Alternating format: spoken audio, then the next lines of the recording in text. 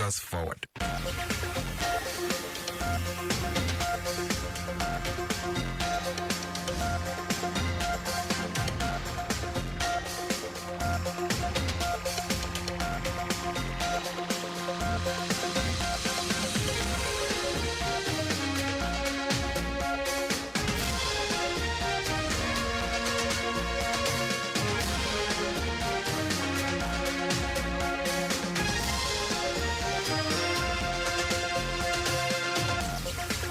Hello and good evening. Here is the news at 6. First, the highlights.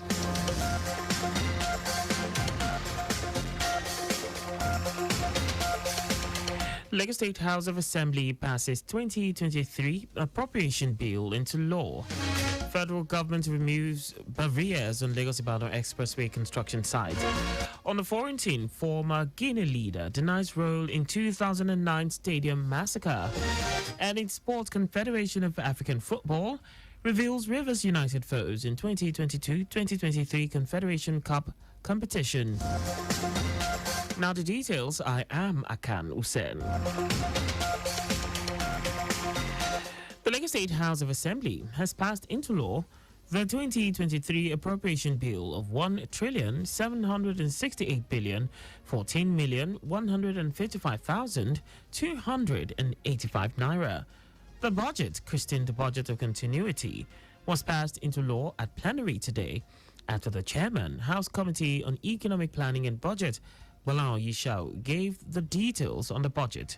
The budget has a sum of 748,096,508,571 naira as recurrent and 1,19,917,646,713 naira as capital expenditure for the year ending 31st December 2023.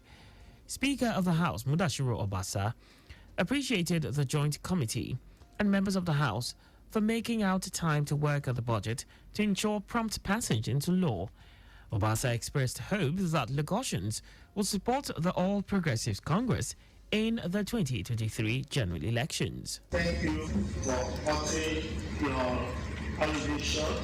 I appreciate you for honoring the serving call to attend on the interest of our people.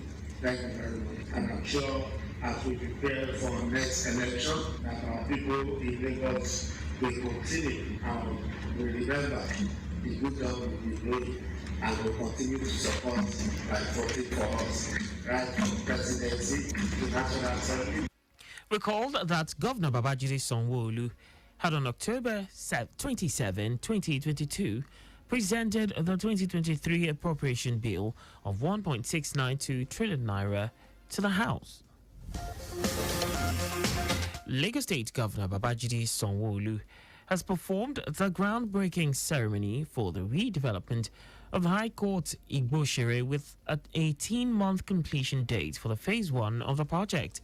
Governor Sanwo-Olu, who acknowledged the resilient spirit of Lagosians, even in the midst of intimidation, following the destruction of public facilities during the NSAS protests 2020,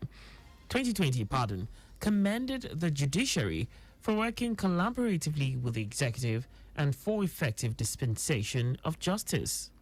We will ensure that within the time frame that we've given ourselves, that we complete this Phase 1 right on time so that we can bring back the Lady Justice, the Lion, and all of my judges that are waiting to go back into courtrooms that are befitting of the Lagos of our dream, that are befitting of a greater Lagos arising, that are befitting with the commercial economic nerve center of our country.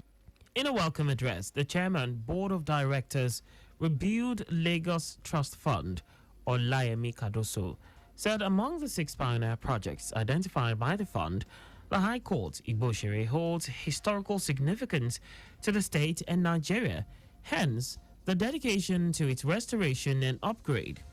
Kadoso appealed to Lagos residents to join government in its efforts to rebuild Lagos by visiting the website www.rebuildlagos.org.ng.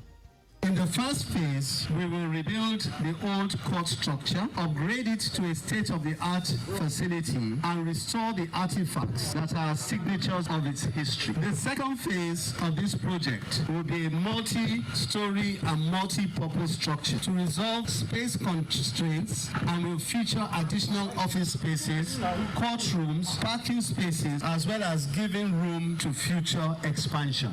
The project director and chief executive officer of Rebuild Lagos Trust Fund, Olujimi Hotonu, noted that the project, which is in two phases, will have the colonial building redeveloped into a 3-story structure with modern equipment, while in the second phase, a 12 multi-story and multi-purpose structure will be built with 3 stories used as parking facilities, housing 38 courts and chambers. We're going to have 38 courts, 38 chambers. And then again, the beauty of this project is that the challenges that they had in the old courts, like such as parking, there was acute parking challenge. So we're addressing. The Chief Judge of the State, Kazim Alugba, who went down memory lane to events prior to the attack, stated that the judiciary will come back better and stronger. Our correspondent Adiola Akindele reports that the High Court premises, which once housed the Supreme Court of Nigeria before its relocation to Abuja, was torched when hoodlums invaded the premises during the NSAS protests in October 2020, and Governor Babajide Sanwo-Olu immediately signed an executive order constituting the Rebuild Lagos Trust Fund.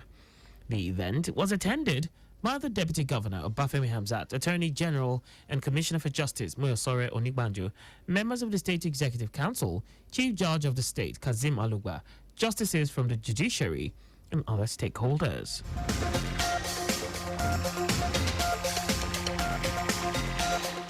Lagos State Governor Babajide Sanwo-Olu has officially launched the year 2022 Armed Forces Remembrance Emblem as part of activities commemorating the Armed Forces Remembrance Day on January 15, 2023. Speaking at the Lagos House Ikeja, Governor Sanwo-Olu acknowledged and commended the high level of professionalism displayed by the military veterans and fallen heroes in keeping the country safe. As the Yuletide approaches, Governor Sanwo-Olu urged them to ensure a crime-free environment and also advised Lagosians to say something when they see something. This is when security vigilance is most appropriate and is most important. So all of you that are in the security architecture, please let's ensure that we're able to provide a crime-free Yuletide season for our citizens and a season of merriment and appreciating God for coming to the end of another year. The newly sworn-in chairman of the Nigerian Legion, Lagos State Chapter, Hakeem Olimo, commended Governor Sanwo-Olu for his relentless efforts in supporting the Legion and all security agencies in the state, pledging that the Legion will continue to complement existing security architecture to keep Lagos safe and secure. I want to, on behalf of all members of Nigerian Legion and its auxiliary arms in Lagos State, profoundly express our unalloyed gratitude to Mr. Governor for his consistent immense contributions of various forms, including for Church Limited School, provision of 2 operational vehicles in 2019, provision of very monetary support to the activities of Legion in Lagos State, organization of impeccable electoral transition exercise. Our correspondent Adiola Akindele reports that in the high point of the event, Governor Sanwo-Olu was decorated with the insignia by the chairman, Nigerian Legion, Lagos State Chapter, while in turn the governor decorated his deputy, Obafemi Hamzat, and some service chiefs. Lagos State Governor Babajide Sanwo-Olu has appealed to Lagosians of voting age to pick up their permanent voter cards, PVCs, from the various Independent National Electoral INEC offices in their localities. He made the call when he stopped by at the INEC office in Sura area of Lagos Island to pick up his PVC alongside the Deputy Governor and some of his cabinet members. Governor Sanwo-Olu explained that he had redesignated his location and upgraded the PVC when it came to pick up. This is when security vigilance is most appropriate and is most important. So all of you that are in the security architecture, please let's ensure that we're able to provide a crime-free Yuletide season for our citizens and a season of merriment and appreciating God for coming to the end of another year. Governor Sanwo-Olu reminded the people that it is only when they collect their PVCs that they would be able to exercise their franchise next year. The Lagos State Office of the Public Defender, OPD, has challenged men to take the front position in the current war against gender-based violence through active participation in the sensitization and awareness campaign against the social menace in the state. The director, Lagos State Office of the Public Defender, Olubunmi Adesomoju, gave the charge during the sensitization and enlightenment campaign organized by the office to mark the 2022 United Nations 16 Days of Activism for the Elimination of Violence Against Women and Girls, tagged Orange the World with the theme Unite, Say No to Gender-Based Violence.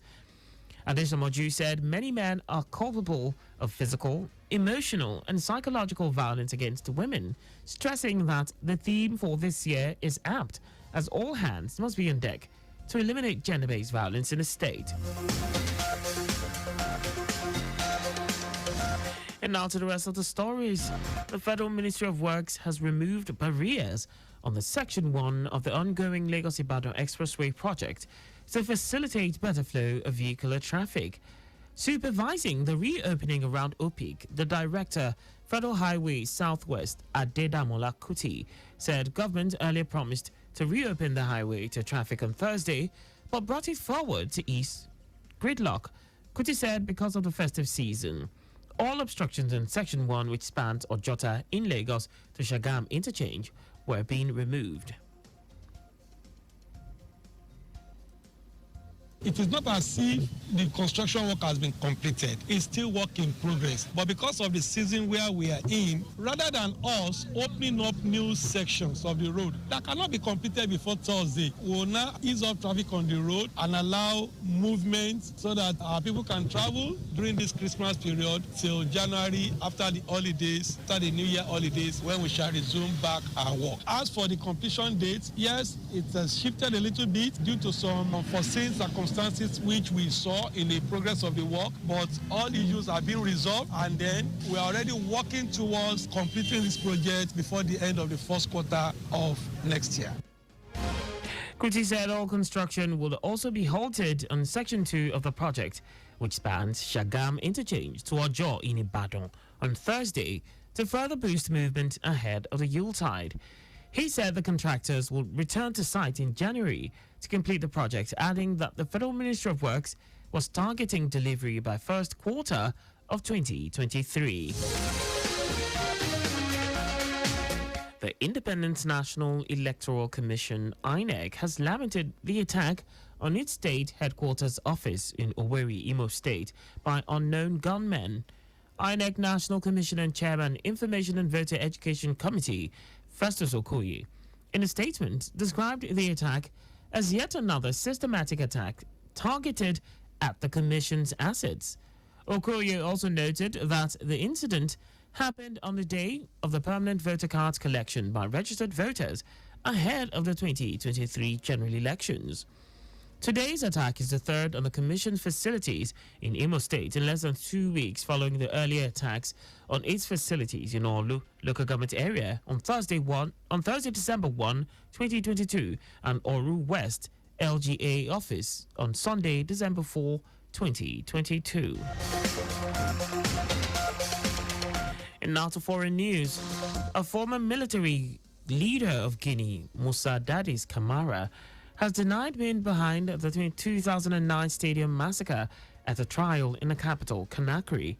More than 150 people were killed and women and girls were raped at a protest against military rule 13 years ago.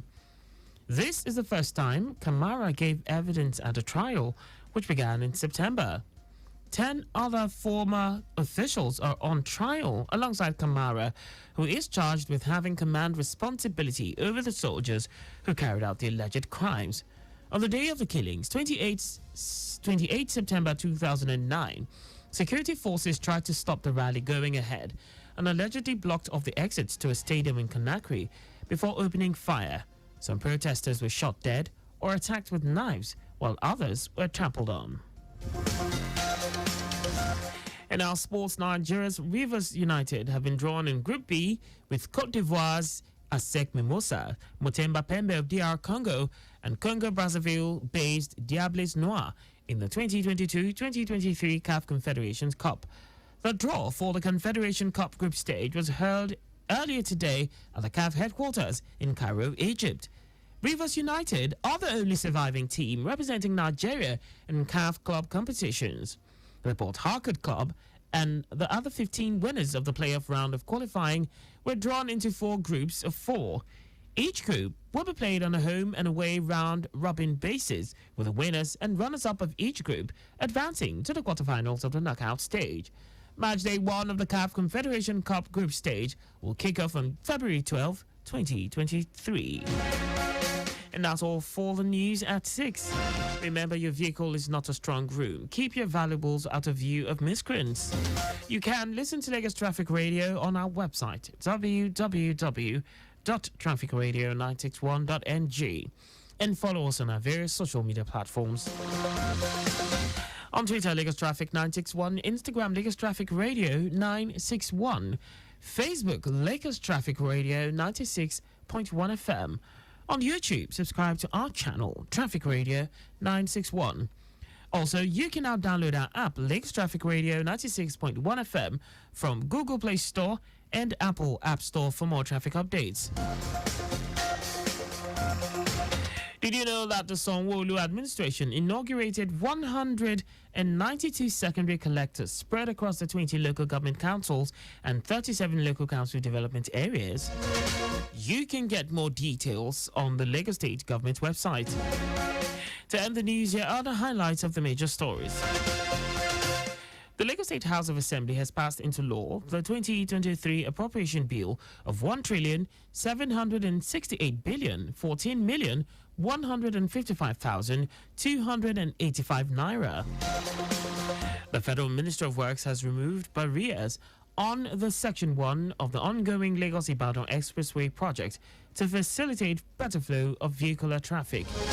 We also told you that a former military leader of Guinea, Musa Dabis Kamara, has denied being behind the 2009 stadium massacre at a trial in the capital, Conakry. And in sports, Nigeria's Rivers United have been drawn in Group B with Cote d'Ivoire's ASEC Mimosa, Mutemba Pembe of DR Congo, and Congo-Brazzaville-based Diables Noir in the 2022-2023 CAF Confederation Cup. For contacts with the newsroom, please send a message to newsroom@trafficradio961.ng. And that ends the news broadcast compiled by Abiola Fagbolagun. I am Akan Usen. Thanks for listening and please stay safe. Good evening.